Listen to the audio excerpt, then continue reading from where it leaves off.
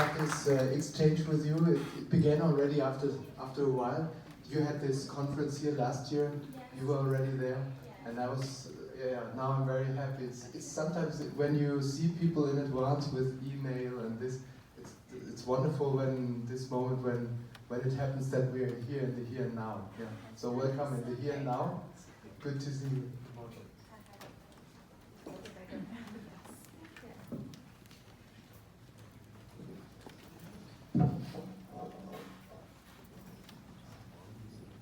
Namaste, all of you. We have this custom of beginning any auspicious thing with a prayer.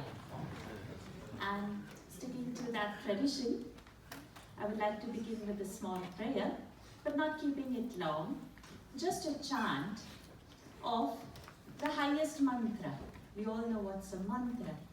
The definition of a mantra goes, Mananat Trayate iti mantra.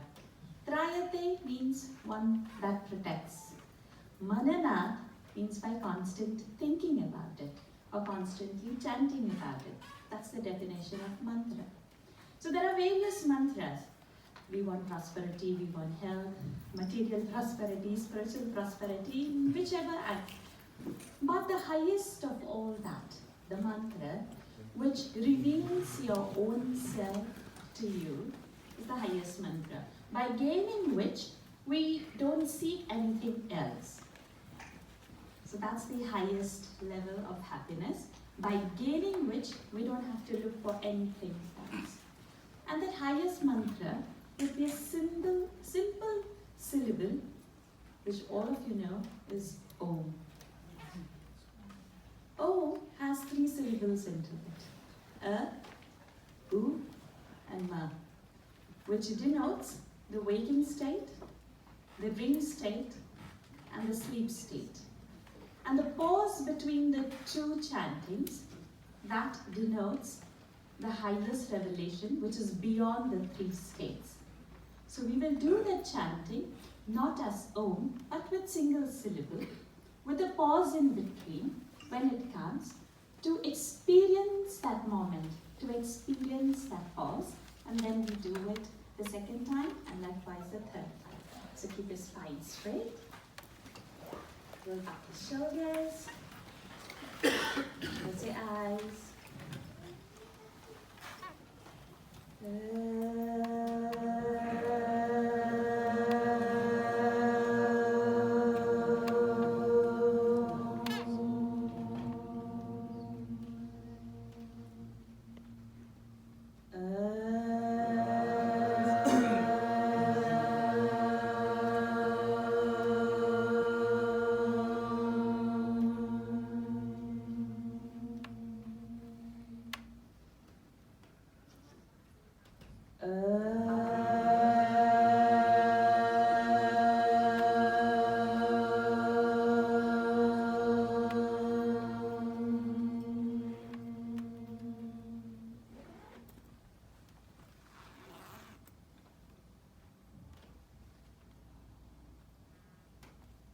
The silence of now, the present moment, and that's what I call as happiness, where all wants ceases.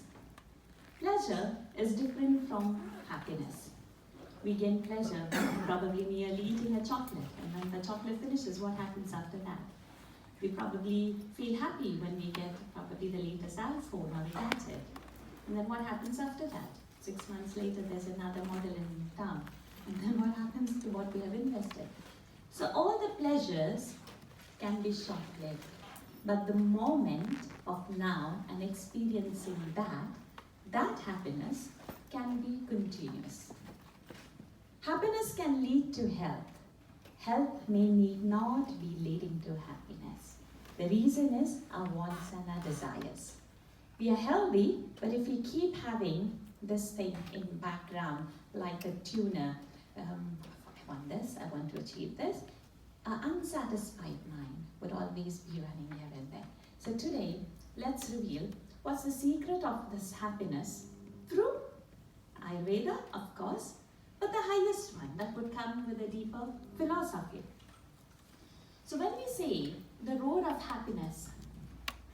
We think it's external to us. It's leading to somewhere beyond this earth, up there in the heavens, somewhere else. And that's the first mistake, because we don't search it where it is actually to be. We search it everywhere else except within. So the moment the approach is external, you have lost your search in the first step itself. So if you're going outward, then we'll have to see that we're seeking only pleasures, and pleasures can be only short-lived. Another term which people say, okay, the highest aim of life, of course, is moksha, they call. And then the moksha, it's related something to be achieved after death, and then you go somewhere to heaven or God. But here, actually the scriptures, the deeper Indian philosophy, it says it's here and it's now. It's not something later to achieve. It's something now. It's something every moment that you can stay and experience in that realm of happiness. That's moksha. There's a saint in India, and he had said that the very fact that we wish for liberation, which moksha is translated as, it shows that freedom from bondage is our real nature. It is not to be freshly acquired. All that is necessary is to get rid of the false notion that we are bound. So I think I am incomplete, so I reach out to fill myself, to complete myself. But basically, we are that essence which in itself is complete. So there's nothing to go and achieve, really, to say. It's just to remove the wheel of ignorance, that I'm not incomplete. That happiness which I'm searching outside is me. That's the thing. So happiness is not something different. I am happiness. So it becomes not something to achieve or adjective. It becomes a now, which I am. And the realization of that is actually the liberation or moksha. So if you're postponing, then you're postponing continuously. How to stay in the realm of happiness? So there can be a health issue. There can be a financial issue. It's not that the troubles in the world would cease. It's your outlook towards that. It ceases, and you revel in your completeness. That's happiness. So we can't change the world. The world is supposed to be as it is, full of whatever it is, all the gunas. That's why it's called the world, the sattva, raja, tama. With whichever aspect we see higher aspect of each of that. But it's my spectacle. If I'm using a red glass, that's going to make me see the world red. If I'm using my tamoguna glass, I'll see the world tamas. If I'm wearing my blue lens, I'll see the blue world, the rajasic aspect. But what is that in me that sees the world? So what's that glass?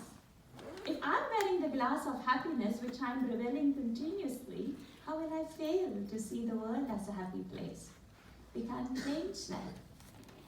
There's a famous picture of, always we see in India, okay, Lord Krishna on the battlefield has given Arjuna the highest knowledge and all. Why in the most chaotic place a knowledge will happen? Just imagine with so many armed forces, with elephants and horses neighing, with people, how can in that most noisiest place, the highest subtle knowledge can be revealed? So, it's not changing the circumstance. If Lord Krishna wanted to, he probably can just wink and kill everybody off and that's the job over. It's not that. The world he has not changed. What changes is the mindset. The mindset that I am incomplete, that has to change. But now I'm taking this for a different aspect. The analogy given over here. It's a very beautiful analogy. The horses, the horse chariot that moves on the road. The road denotes the path of the sense objects. So the horses denote the senses. The senses would definitely go where the sense objects are. My tongue would definitely go in search of a good food. My eyes to see better things, ears to hear better things, nose to smell better things, skin to feel better things. So it's the nature of the sense organs to go in search of its own food. That's normal. That means what? It's outbound. So the horses are going to tread its path. If it's left alone, it would go wherever it wants to. But it doesn't happen so. There is somebody who has the reins in their hand. The reins control the horses. The reins denote the mind. So the mind would say, okay, you go in this direction, you go in that direction. That means the mind denotes our likes and dislikes. I like this, so I'll do it more. I dislike this, I'll draw away from it. So it could be applied to people, it could be applied to objects, the food, or any experience in the world. We behave according to our likes and dislikes, that's the mind. But who holds the reins? So there is a controller, there is a charioteer that holds the reins and tells where it has to go. That's the intellect. So that tells about what is right and wrong. So maybe, let's say, take example of a diabetic person. He's having a sweet tooth. So intellect tells, okay, you're reading your HbA1c was so and so, you can't eat. But the mind says, I like this, and it's only a conference. Let me have this only for today, and later not. The other day is but the mind is playing at dislike and dislike. It says, okay, go to what you like. Intellect is saying, no, you can't. That's wrong. Now, who wins the tussle is the master at that moment. If your intellect wins, you are master in your control of the entire chariot, which is the body. But if the mind wins on that, that means your chariot, your body would go anywhere you want as per the horse's wish. Do you really want to go where the horses take you? Just imagine if you're driving and the car is not obeying your steering orders and it just wants to go where it wants to go. What a bizarre situation to be in. You are in control of the car and you reach your destination. Just imagine you're not control of your car and the car skids to whatever fancies it needs to feed. Where would you reach to? Where would your body reach? So I just gave an example of a diabetic person. It could be for everything.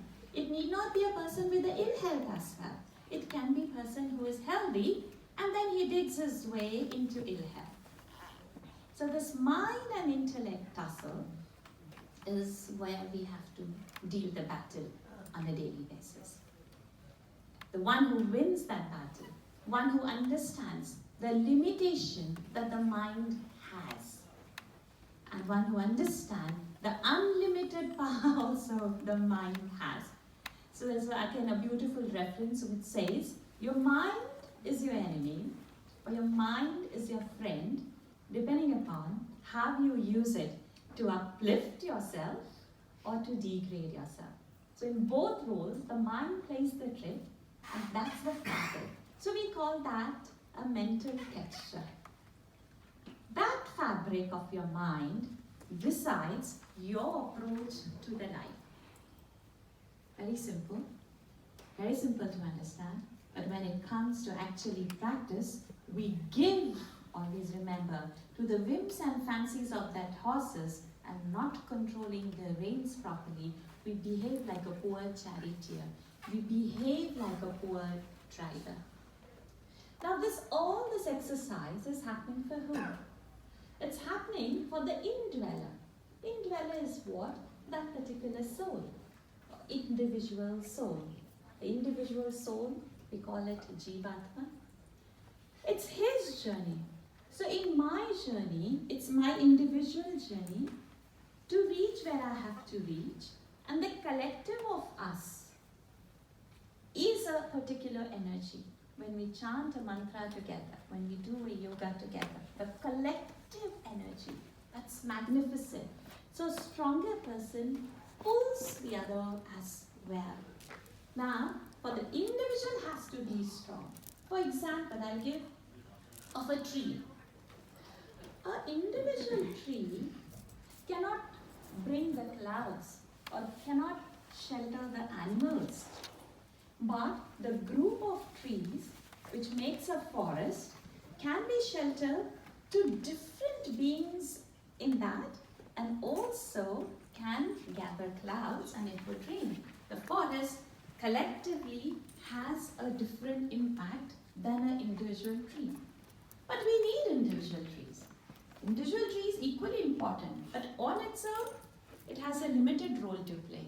But in totality, it's magnificent. So now what is this one and the many? There we'll have to see the oneness. If we see the law of the nature, it abides all, but unfortunately, man thinks that he's superior and he can defy the law of nature, which can be. You can construct whatever material world you want to, maybe to increase your comfort levels. But isn't that the starting truth? Where man is unhappy in spite of the increasing comforts. We see the decreasing happiness. So more comforts, more material life progress should have given us more happiness. So that shows the limitation that more comfort, more sophisticated journey, they don't give us the proportionate happiness if it was supposed to do that way. Then eventually we fall back into our own web of sadness or depression, or we just experience a glimpse of happiness and we don't get it continuously. That's because we are giving the power to the horses. We are becoming slaves to the senses. If I'm given a permission not to get up early in the morning and not go for work, I would love to be lazing in the bed. But because it kicks in, I have to get up. So I know I should not be lazing in the bed. But it's easy for me to be lazy and be in the bed. I give it for the mind. So nobody would like to get up on a bright Sunday morning and get up at 5 and say, okay, I'm up for the day. It doesn't happen. We give it. We don't give it for the intellect. We give in for the mind. When we are consistently pursuing this, when we are sharpening. So we sharpen a pencil, we get a sharper point. But if we use it, we make it blunt. We use this mind, we make it blunt, and then we say, oh, I'm trapped. So who is trapping? Not the world, not that particular object. If chocolate was your favorite and it's giving you that happiness, if I eat a chocolate, I should get the same happiness. But it doesn't happen. The level of happiness for you by eating a chocolate could be higher, and for me, it is not making a difference. It could be something else. So if it was happiness that was lying in the object, it should deliver the same happiness to everybody who uses that. But we don't see that. So that means the object is not necessarily meaning to give you a happiness. It's your approach to it, it's your texture of that mind, it's your attachment to it that decides what's your level of happiness on that. So now this would be the gist of the highest thing where you can be continuously happy. Now we change a little, we come down to what thing I can understand. How do I sharpen my intellect? How do I be the master of the intellect and not cave in or be a slave for the mind? This we would see in a combination with Ayurveda, where the Ayurveda plays the role. Okay. I just mentioned a little while ago that the nature, we are governed by the law of nature. Who made this world? So there is a governing energy there, where we came from. Where does a mosquito or an ant or an elephant has a source from? That particular energy, when we can call it God, we can call it Lord, we can give any name to it. But that particular energy, so we can call it Om, we can denote it by any sign, it's indescribable. When we don't when we are not able, or when we are not able to say, vocalize what is that energy, we give it different names. So any name or a form is our limitation for us to express and to understand.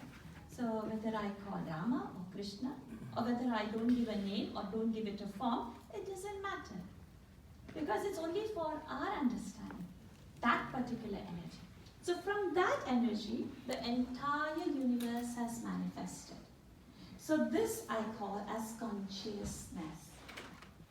It would be wrong to say there's something big bang happening and from the material thing a consciousness erupts. Who is behind that to already exist that particular material? To happen, that force. So there should be some energy existing prior to all of that that has happened, then only the life can spring up. So that I call as a supreme consciousness. Then you give it a name, you give it a form, but it's indescribable. And since we all have come from it, from the ant to the human to the elephant to the trees, we all have come from it, we spring in that same consciousness. But right now, I see as myself, okay, this is Varsha body, that is Dr. Nida body, that is Jacqueline body. I have seen an individuality, but a sense, that same consciousness. Everything that would come would emerge from that consciousness. To understand this better, I'll give an example of a pot. The pot is made, and the space in that, we call it a pot space, is that different from the space outside. This room is a space. How different is this space from the space outside? The conditioning of that pot makes that space. So the potter did not make a space. It was already there. He made the pot. He conditioned it, and we say it's only that particular space. I condition this, I say this is one room, okay, room number 303. It's conditioned by this wall, and it denotes this. But what happens without the walls? Without the entire thing? So the space, nobody can create. It's existing. So I have made this as a limited Vajra body and separated from the individual body. But in between the two bodies, the consciousness is there. The existence aspect would be there. So something would be living, something would be non-living, but the existence aspect we can't change. The microphone is there, the laptop is there. The isness you can't change. Isness persists, it's continuous. Whether the consciousness is manifested in it or not, that's the question. So that's on the material aspect. If you have a reflecting surface, the mirror would reflect. If it's not there, it wouldn't. You see a sun's reflection, a moon's reflection in the water, but not on the land, which is just next to it over there.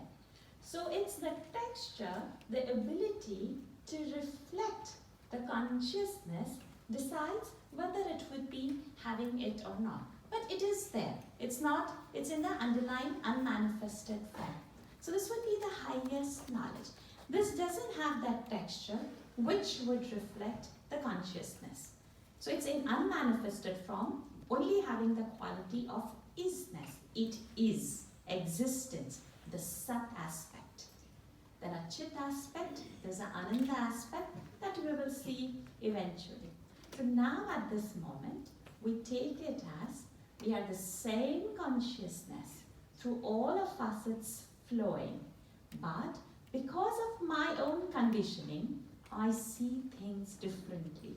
I see things plural. Okay. We come now down to a little lower aspect of where does Ayurveda fit into all this? When we see the picture as a whole, then we can narrow it down. So, as I said, we are a part of nature. We are not different from the nature. We are a miniature form of that entire universe. Man is the microcosm of the macrocosm. We should not ever forget this. We have not just simply come, existed. There is this consciousness that flows, so whatever rules would govern the external world would still govern us. We wouldn't be exempted just because we are having a little extra intellect power. We wouldn't be defying any of the universal laws. My senses, how many are there? 5. How? Because that's the only way I go to the outside world to relate. Example, the eyes can see, so I can understand, okay, outside universe is understood. It's in this color and it's in this form. My ears hear. I hear the sound. My nose smell. The tongue taste. The skin for the touch. Apart from this, I'm not equipped with any other organ that would understand what's beyond this. So this is all I have to go out to see what this universe is made up of. And that's why we have only 5 basic elements in the outer world, because that's all we can perceive. With the sense of sight, we perceive the name and a form that comes through the light, which denotes fire. With the sense of smell, it denotes the earth. With the sense of taste, it denotes the water aspect. With the sense of touch, it denotes the wind aspect. And with the sense of sound, it denotes the space object. This is all there in the outside world. So whatever exists, whether living or non-living, you are made up of this basic ingredient. A goldsmith will have a lump of gold. Then it's him who would make either a earring or a bracelet or a necklace or a ring or a bangle or various ornaments through that same thing called as gold. Because that's all he has, the material cause. So the material cause for us, for any non-living thing or living thing to happen, is this basic 5 elements. It's been provided. You can't make water. You can purify it, you can recycle it, but you cannot manufacture a water. You cannot manufacture a space. You can condition. You can make a beautiful space. But the space is already provided and you can partition it, block it in the way, and you can individualize it. It already exists. You can't create that. That's been given to us. So who's that giver? Are you seeing who has made that? So you give it a name or a form because we can't perceive that. But I'm talking something of the indescribable, which we understand from the actions or the functions that it does. And for the sake of easy understanding, I label it as consciousness. From that I come to know by the knowledge that happens. Now this goes out in the external world.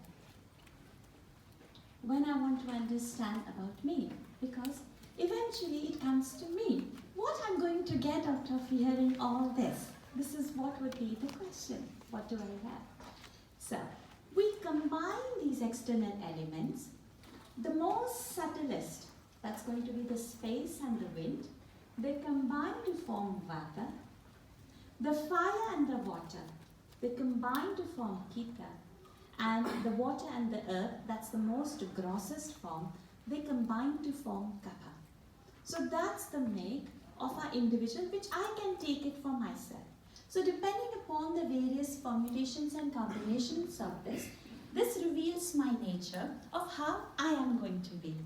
If I'm having more of vata element, then it's, yes, then I won't have so much weight, I will be slim, my mind also would be moving faster. If I'm having too much of earth or the water element, my body would be gross, there would be more heaviness. Or if I'm having fire element, the medium build, or the temperament of the mind. So whatever you do, your actions, your thought, it's the combination of what quality, the original. As I said, the ring can be, but the original thing is the gold. The bangle, the necklace can be, but the original is the gold. So each of you are, but the original combination of what you are made That's how you're going to. So the bangle can have probably a more gold, and probably one tiny stud will have a lesser gold. So it is a combination of what the material causes use that decides your combination into what it has as expressed. That's why each individual we see is different. But basically, in the essence, not different. It's that make. The goldsmith would see only the gold. You will see probably a beautiful flower, beautiful necklace, this and that. But the gold say, okay, how much gold is in that? That's all he would mind when he's taking it or giving it. He doesn't see what's the design on it. Because in his eyes, that's what it is to be seen. So in all this, we see about just this Vata, Pitta, and Kapha. And that combination of how it is, that denotes our body for our own self. So externally, the oneness. At different levels, the different permutations and combination. And for me, what it leads, it's this particular thing which decides. Then this decides my health or my ailment. How I'm leading my life, the factors that would influence to change this combination. So, when it is in the normal state with what we are born, it's called Prakriti. That's the normal state. The Vikriti is something abnormal happening into it. Something increases, something decreases. The Vikriti changes, the Prakriti doesn't. So from the birth till the end, you are with the same Prakriti. The Vikriti, with your lifestyle, what you are changing. So the food and all should be go for that Vikriti. I'm having mouth cough today, fever today, body ache today. You go for the diet and the regimen according to the Vikriti. So all the diets that come, okay, you want Mata, then I should follow that. It's not from Prakriti. Just imagine a family of 4. If everybody is in a different permutation combination, could we have different menu plan for them? It can't be. So it's for the Prakriti and not the Vikriti. There are certain health indicators from which we can assess, okay, whether my elimination is good, whether my appetite is good, how I am keeping my Agni, that's my digestive system. These are the factors which would determine whether you are healthy or not. And what influences for that health? That's how do you lead your life? Daily regimen. So that's called Dinacharya, what time you get up, what time you sleep. There's a seasonal regimen. Okay, in Singapore we have just hottest without rains. There's not much season over here. Back in India we have got 6 seasons.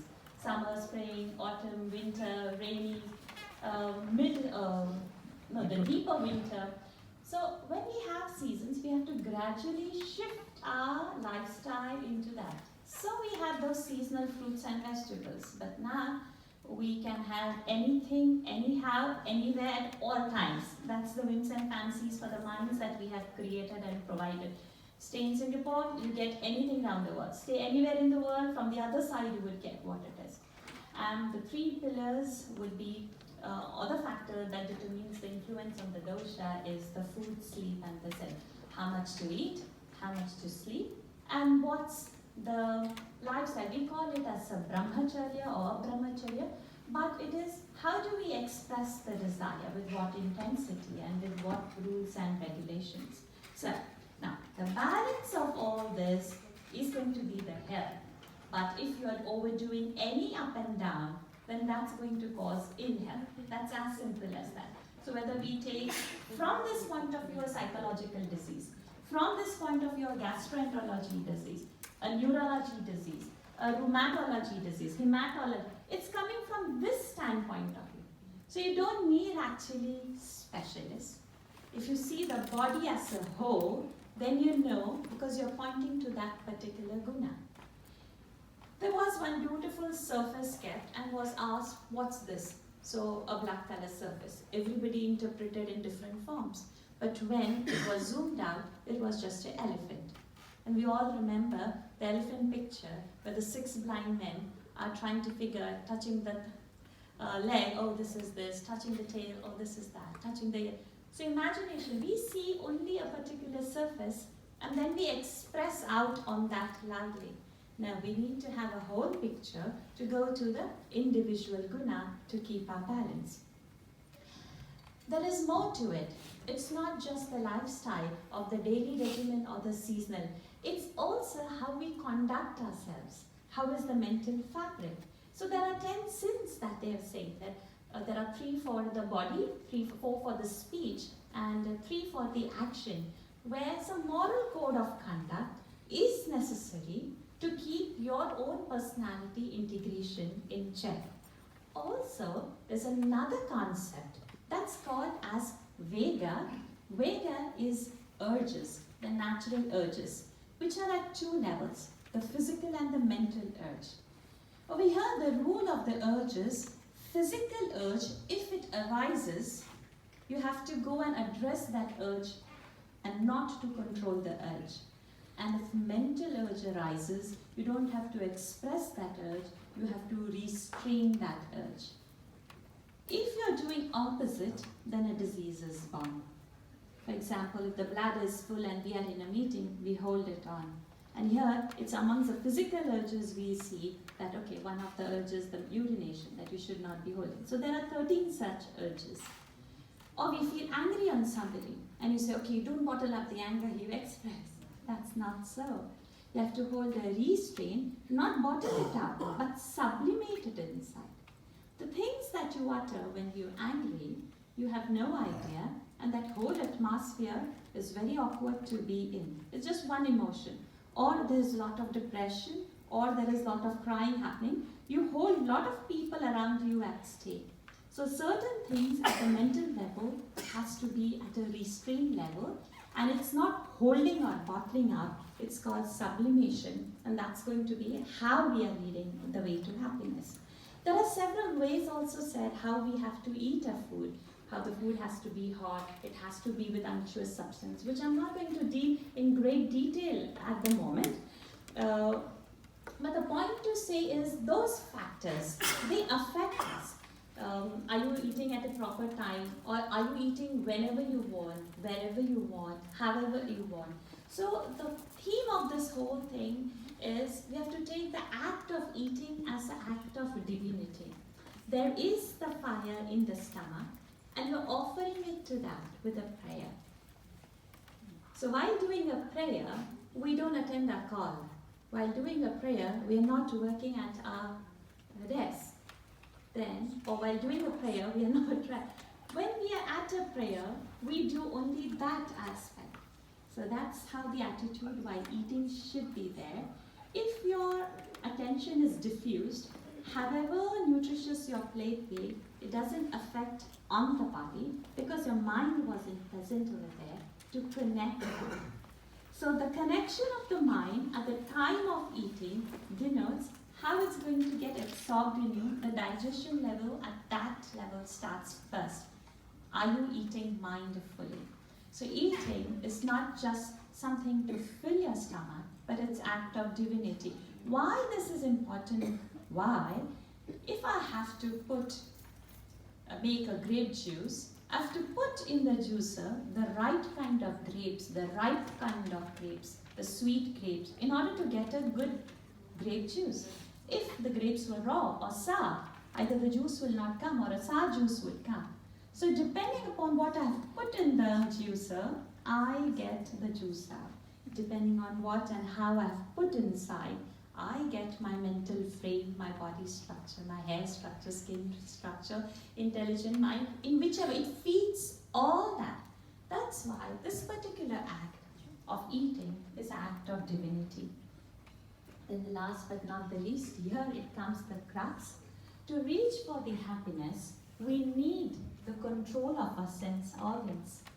And it's not that, okay, one fine day you say, okay, I would do it. It doesn't happen.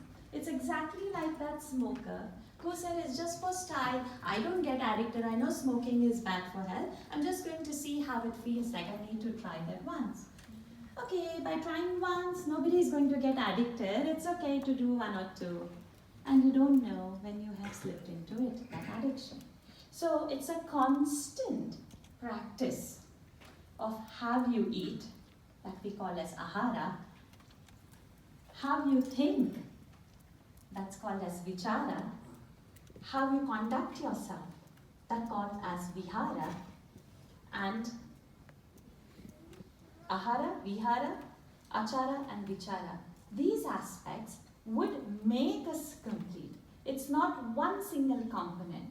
So a blood report may be healthy, but mentally if you are filled with thoughts or the activities, you have to exercise, or we have to say we have to sleep, 8 hours sleep. Then I've got patients who say they sleep at 2 in the morning, get up at 10, I get my 8 hours sleep. That doesn't work. It has to go with the natural clock. So in Singapore, the sun rises at about 7:50. Then the way you get up would be before that at least about 88 minutes. So at least by 5:30, 6, you must be up. Not after sunrise. So if you're not governing by or abiding by the laws of the universe, the ill health would come. Because you would set your Vata Pitta Kapha into imbalance. For example, staying awake late night gives imbalance to Vata. Or sleeping in the daytime makes imbalance into the Kapha aspect.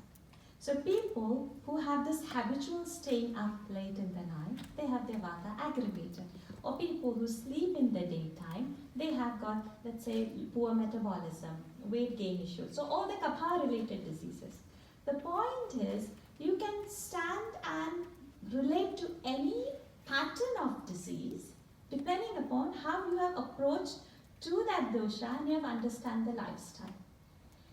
Once this is settled, once your intellect is stronger over your mind, what you get is the control. Now, even if probably you have the most irritable bowel syndrome, but your intellect is stronger, you will be able to come or overcome that. So the point is, the smaller stages of happiness, the bigger stages of happiness, but the most important point is the continuous state of happiness. And that comes with awareness. Namaste. Thank you very much.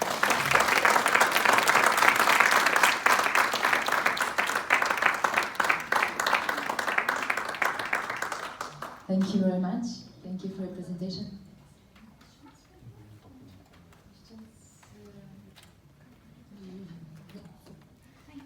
Thank you all. So it's amazing how many parallels we can see in different natural healing traditions. And sense of happiness is really important for every one of us. And now we will continue. Just to announce, we will take care for the time, Nastya and me today. So the program, there will be some